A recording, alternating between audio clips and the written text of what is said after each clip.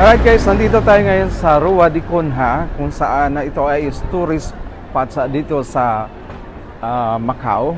So kung kayo ay pupunta dito, sasakyan nyo lang ang 28A. Ipapakita ko sa inyo ang mga buses na kailangan yung masakyan. Merong 11, 15, 22, 28A, 30 at 33A at ang huli ay ang 34. So kung kayo ay malilito konti, isusum ko siya. Ito yung number kung saan makikita nyo sa bus, kaya hindi kayo malilito. Alright, so Rua de Conha.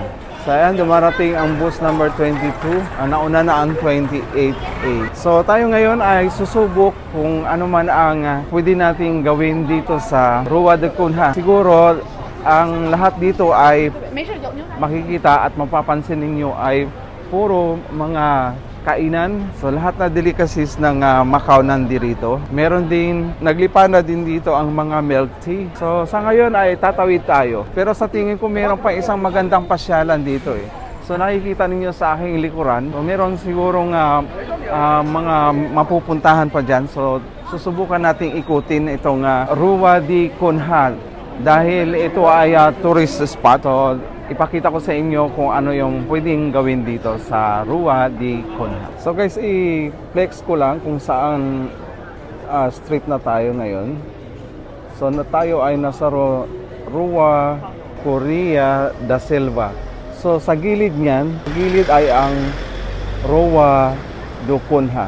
So kukuha lang tayo ng magandang spots para makita natin ang mga streets. So tawid na tayo. So nandito tayo ngayon. Yun yung sa gilid kanina, yan ang Rua de Conha. So katabi niyan ay ang isang coffee shop na medyo pinipilahan din ng mga tao. Yan ang Cafe Bongke. So tayo ay maglalakad-lakad sa kahabaan ng Rua de Conha. So suyurin natin ang street na ito kung saan tayo ay magsimulang sa ating journey dito sa Rua de Conha, Macau. So tuloy-tuloy lang tayo. Ngayon ay kukuha muna tayo ng mga footages kung ano ang makikita dito at anong mabibili. So dito ay merong mga inumin, ice cream at iba't iba pa. At ang pinipilahang Laudy Beef Opal. So kung meron tayong budget, kukuha tayo mamaya. Pipila tayo at susubukan natin kung ano ang mga ino-offer nila dito sa Rua de Conha. So medyo busy ang mga tao. So ito naman sa gilid ay ang delicacies. Dito sa kabila naman ay mga beef opal. Kapag sinabing beef opal, ang makikita mo dyan ay laman loob ng beef. So ito rin yung pinipilahan ng mga tao dito. Ayan ay ang processed food. Dito naman sa bandang ito ay ang isang pinipilahan din. Yan ay waffle. So dito naman ay ang isang bakante. Pero ang mga tindahan dito ay mostly coffee shop. Yan, isang coffee shop. Doon naman sa bandang dulo ay isang matcha Macau. So may mga bens din kung saan ang papahinga kung kayo ay kumakain. So ikot muna tayo dito sa Rua at Taipa Old Village. So sa aking likuran ay isang sikat na tindahan ng matcha. Ang ganda dito guys, parang scenic. Merong nakapagsasabi na itong mga street dito sa Macau, Old Taipa Village, ay dinadayo ng iba't ibang filmmaker kung saan gagawa sila ng pelikula. So dito tayo, kakanan tayo. Dito naman ay isang museum. Dito sa aking kaliwa ay isang restaurant. Tapas de Portugal. So subukan nating puntahan itong maliit na kalye. Taipa Village Restaurant. Wow, ang ganda. Yung gusali na yan sa bandang dulo ay yan ay ang Galaxy Hotel. So iikot tayo mamaya para makita natin ang view ng isang lugar. So kailangan mag-ikot-ikot muna. Itutur ko muna kayo. So sunod lang kayo sa aking pinagkukuhanan ng mga video para sa ating compilation kung saan tayo napunta. So pasok naman tayo dito.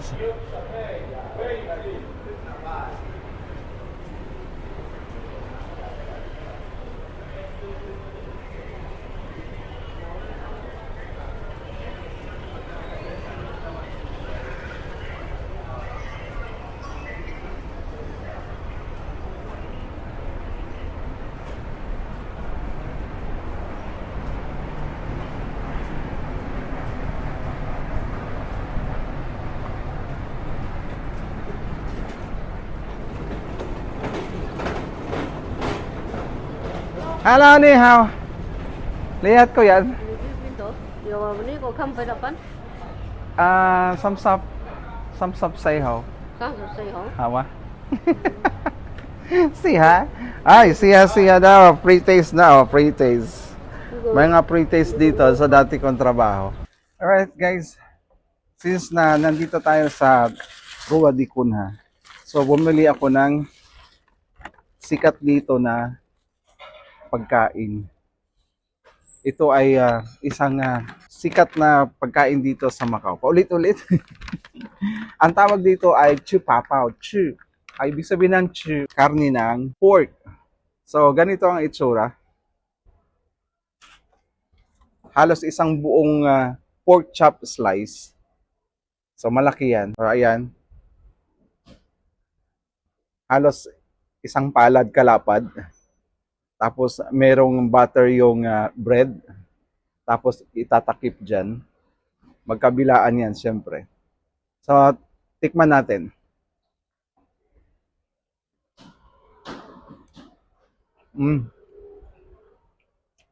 Sarap. Tender siya, malambot at saka juicy. Hindi rin siya matigas. Malambot nga eh. Gulo ka usap. Wala na sa focus yung pinagsasabi. Nasa akin nakain. Sulit na ito sa $35. So, kakilala ko naman. Kaya binigyan ako ng discount. Nasa ano na lang to, 20. So, malaking discount ang binigay. Harap.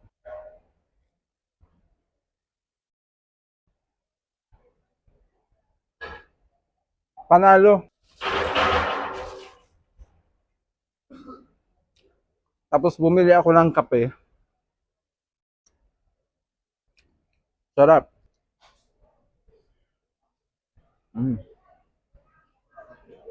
Hindi ko pa siya nakakalahati pero nabubusog na ako. Since na ginawa ko to, paninindigan kong ubusin.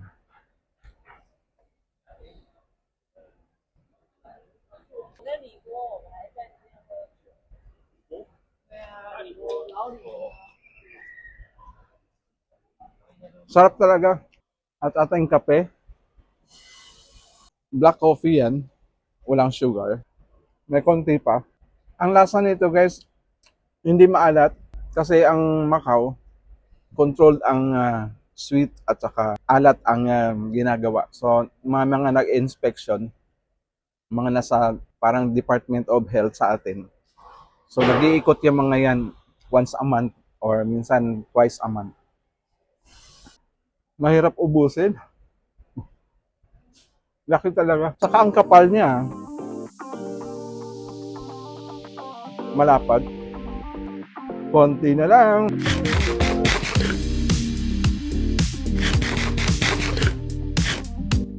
Guys, ito lang yung buto ng pork chop. Ganyan lang siya, halos 2 inches lang. Ang liit. Susulit yung binayaran. Makapal na pork chop. Kasing lapad ng isang palad. Tender, juicy ang meat. Panalo. Busog to the max. So guys, time check. Ngayon ay 6:30 na ng gabi. So inabutan na ako ng gabi dito sa Old Taipa Village. So ito ngayon yung scenery kapag gabi na dito sa Old Taipa. Maganda ang registered sa camera ng Old Taipa para na makita niyo sa screen. Ganyan kaganda ang Old Taipa sa gabi. So ganito naman ang kapaligiran ng Old Taipa Village kapag gabi na. Ngayon ang oras ay 6:45. So nandito pa rin ako, nagliliwaliw ngayon dahil gusto kong maipakita at ma-share sa inyo kung ano ang meron dito sa Old Taipa Village. Nandito pa rin ang aking kape, hindi pa nauubos. Kaya naman tuloy ang ating tour dito sa Old Taipa Village. So sa ngayon ay meron silang mga booth dito at meron ding nagbabantay na pulisya, parang pinaka-substation nila, taga-bantayan ng kapayapaan. So yan yung kanilang festival kung saan meron silang mga queues, mga sari-saring paninda, kung ano man yung mapipilian ninyo. Mostly mga keychain, mga memorabilia dito sa Old Taipa Village. So kung meron namang programa sa gabi kung saan merong stage dyan na kayo ay pwedeng kumanta at mag-enjoy sa kanilang palabas dito sa Old Taipa Village. So ayan ang magtatagal hanggang December 9. So ganito ang senaryo kapag gabi dito sa Old Taipa Village. Ganda, nakakainggan yung mamasyal. Siyempre, pagkatapos mamasyal, nandyan pa rin yung mga pagkain ang sasalubong sa inyo doon sa aking likuran. So, itong shoot natin ngayon ay makikita natin ang kakaibahan kapag kukuha ako ng shoot natin sa umaga. Yun ay kailangan bumalik ako dito. Alright?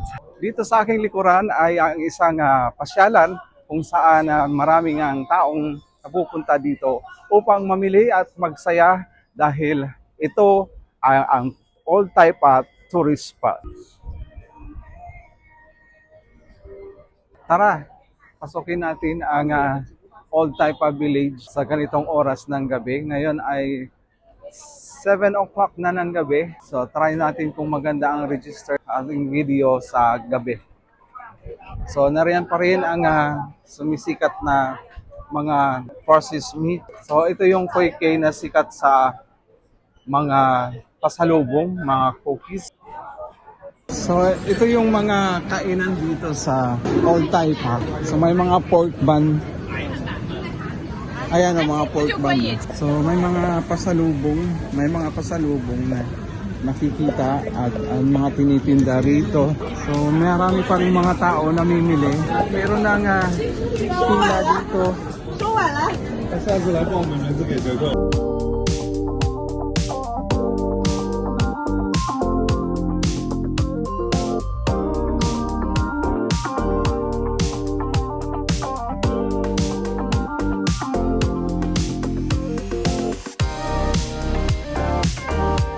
So paglabas natin, dito na yung entrance na pinasukan natin kanina. So dito tayo dadaan.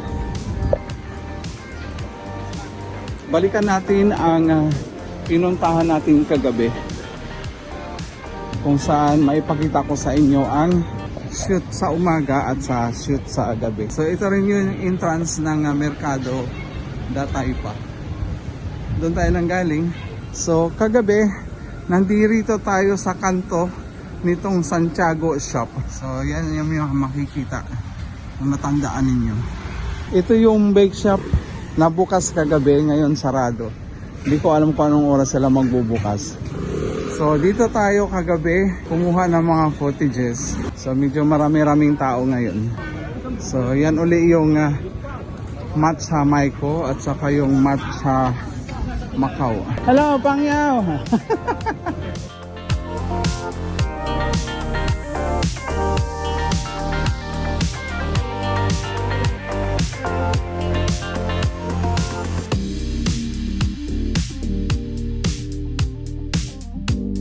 Guys, tingnan niyo ang mga gusali. Yan ay malapit lang sa bundok. Yan ay bundok na rin yan. So sa baba niyan ay ang mga establishmento kung saan pwede kayo mag-shopping, pwedeng kumain, mamalingke at iba pang pwedeng gagawin. Dahil ang inyo nakikita ay Old Taipa Village. So continuation pa rin ng ating vlog dito sa Macau. Ang iyong matatanaw sa bandang unahan ay mataas na gusali ay ang Galaxy Hotel. Ito naman ang sa ating harapan ay Mercado da Taipa. So yan yung makikita natin dito sa ating pamamasyal. Dito tayo sa likod, sa harapan ng Mercado. Pasukin natin ang Mercado kung gaano kalinis na makita rin. At so ngayon ay maraming tao. So papasukin natin ang kanilang Mercado de Taipa. So ang linis ang kanilang merkado o ang kanilang palengke. Dito naman ay ang mga meat shop. So pasukin natin.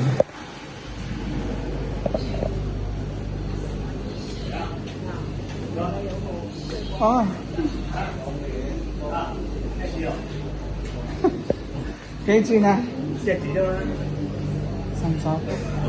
Ngolos chisos eh. So bibili tayo mamaya ng mukha. So siya muna tayo. Wala yung aking suki. May suki ako dito eh, si Tatang. Ang linis, ang ganda na kanilang CR.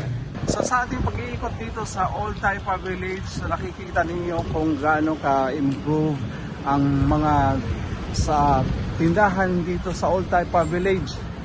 So dito ko na rin tatapusin ang aking pagbablog dahil meron pa tayong bibilhin. At see you sa aking susunod na vlogs. Bye bye!